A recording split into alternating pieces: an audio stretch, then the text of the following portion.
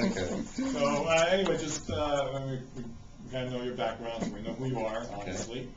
But just give you, like everybody else, a couple of minutes to explain why you're running, what your priorities are, and so on. Okay, well, as you know from my background, I was a police chief for 6.5 years with the city, 34 years of service to the city. I've lived down here since 1964, basically grew up down here, married down here, raised our children down here, and I have a passion for the city. I've seen a lot of good come by the city, a lot of good development has occurred. The growth of the city has been very good. See, I felt good taking part in it from the police department's perspective, to setting the table, so to speak, so we could have those things come to town.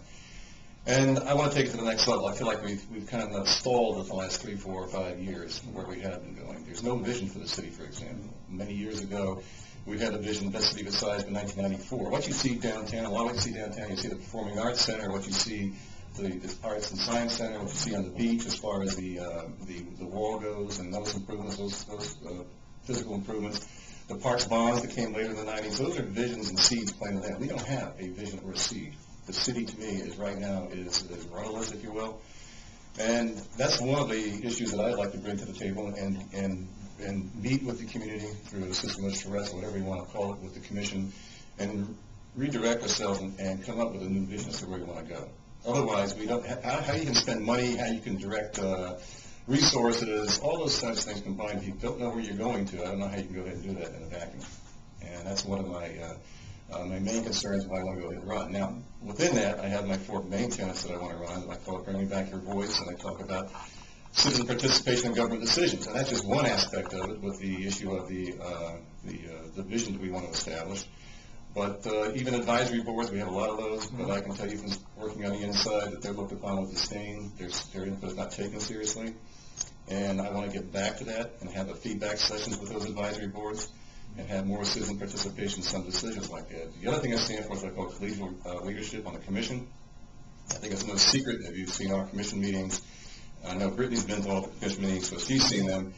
It's very much like a dysfunctional family, and I think that's a waste of energy, a waste of time, and it impedes our ability to get things done and to work closely together. Plus, I think it impedes our relationships with other communities, other government agencies, whether it's Broward County or the cities, and also with the state. So I want to bring that back, and I think it's important nowadays because of the economic times that we're in order to draw down money, say from the state or from the federal government to the state or to the county.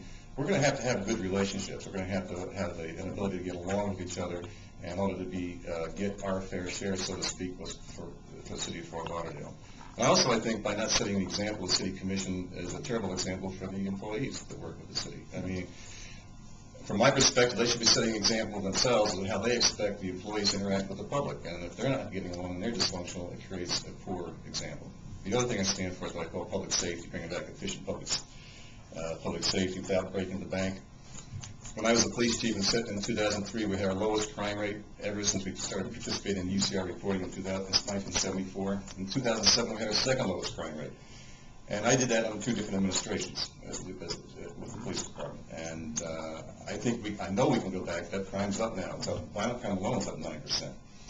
And I believe we are not directing the appropriate resources, giving the appropriate direction to the department at this time. An issue with the fire response calls. So some of the fire stations from the bond issue where they've been relocated.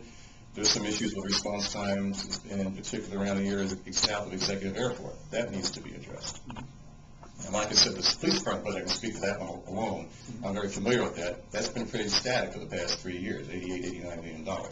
So a lot of these budget increases, which have been going on in the city, have not really been directed towards public safety. And last but not least, I'm talking about a balanced redevelopment of the city. You can't maintain a vibrant city without having redevelopment and development taking place. Not only it creates jobs, it keeps the tax base more efficient and more available to the city.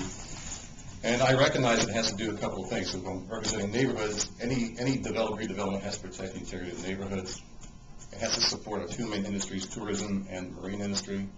And fourth but not least, it has to support the bringing in new industry to the city to diversify the tourism and marine industry. Last, which isn't on my webpage, another thing I'd like to talk about, that vision that we need to create, I touched on, also has to be able to, that will help us reprioritize, I believe, our budget and to direct us and spend that money as the people want to spend, not necessarily as the government down thinks it should be spent.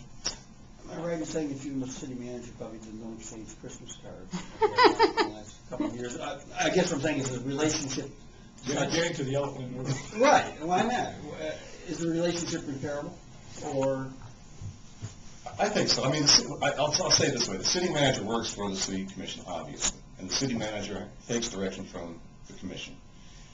I just believe that his style needs to change. Now, if he can change the style of government, of running, I think we have a chance to go ahead and overcome the past difficulties. So I'm not saying no, and besides, it's not just me. As you guys know, it's 3 people that have to keep the city manager renew his contract, or vice versa, 3 people that ask him to leave. It's not just myself. But no, You could work with him. I could work with him. We've heard a lot about the style, but the fact of the matter is, I mean, he's an administrator, and to our knowledge, he's administrated fairly well. Now, public approachability, accessibility, that's another matter. How important is it that he change his style and become? But see, I'm not looking at the style as far as approachability necessarily. I'm looking at it as being effective in the results, and I think that's a key difference there. Well, we have examples. Well, you have an example. If you're not taking advisory boards seriously and you're not listening to the citizenry, that gets to what I'm talking about: citizen participation in government decisions. It's not being done as effectively and as efficiently as it could be. Similarly, the employees in the city are more or less just doing what they're told to do, not exercising any initiative or creativity. Because, and that's a waste of energy too. So we lose a lot. I think we can gain more effectiveness and more efficiency by changing the leadership style. I recognize he's got a large responsibility. He's the boss over the city employees. That's a given. But I think we get more out of our employees and our citizens if we have a change. So content-wise, what you want is, for example, the advisory boards and their input to be taken much more seriously, yes. And also the employees. And give feedback and to reward employees with good ideas, that type of thing, so we can take advantage of all the talent we have in our community. We have a very diverse community with a lot of talent, and I think that we're shutting the door on them. But can a person really change their leadership style? Sure. I think you think he could? We'll see. Give him the opportunity to change. But if it came down to a motion to fire? Well, we'll see how effective. There's other things, we'll see what the job is like at the time, so I can't comment on it now. There's too many other obstacles, too many other issues that need to be settled. I mean, the job's there. We have to see what happens. I mean, it's not, if that motion to fire came up, we'd have to see where we are, like I said, with the type of work he's done and how effective he's been with that change in style. Right. And what about Teal? You're going against an incumbent. What are you telling voters about her performance? I think her performance has been pretty much along the lines of what I feel the city manager's performance has been. It's been somewhat lackluster. It's been reactive. I don't think there's a lot of leadership there. I can give you case in points, 2 big issues that occurred. One occurred several years ago. It had to do with the redevelopment of the golf course. That caused County Commissioner Ken Keachel to win an election because of the inability to bring people to the table to discuss the issues before it happens. So you have the neighborhood upset about the businesses. And the landowners have a right to develop that, but they ends up with the whole thing just being like a wasteland up there right now. Nothing's happening. Conversely, there's a whole issue going on right now with the redevelopment, the restructuring of the federal highway corridor from Gateway up to McNabb. And that's the opposite's happened there. The business owners and representatives of business owners have not been brought to the table, so they claim, to discuss the impacts that these changes in zoning and code may have on their businesses and how they change those in the future. This is the master plan for US 1. US 1, right. So here we have two things, and, one dealing with neighborhoods and one dealing with businesses, that people are not brought together at the table to discuss the issues. Now, everybody's not going to agree, but you got to at least have the parties together. So now what you have is distrust and mistrust.